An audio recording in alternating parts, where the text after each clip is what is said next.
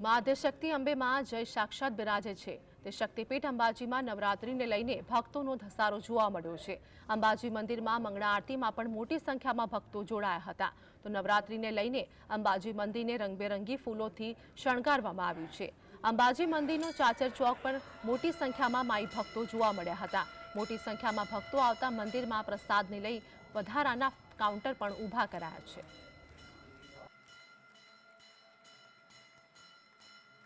આસો શુદ્ધ નવરાત્રીનો પ્રારંભ થયો છે ત્યારે મોટી સંખ્યામાં આજે વહેલી સવારથી જ માઈ ભક્તોનો જમાવડો અંબાજી મંદિરમાં જોવા મળ્યો હતો।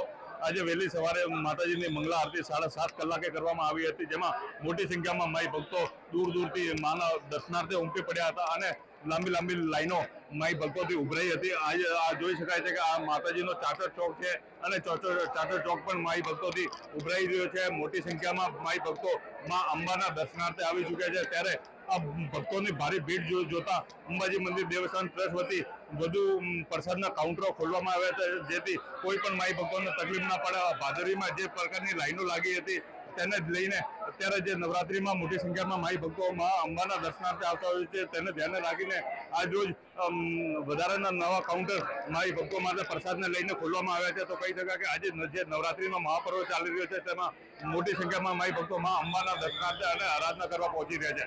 દેવેન્દ્ર પ્રજાપતિ, GS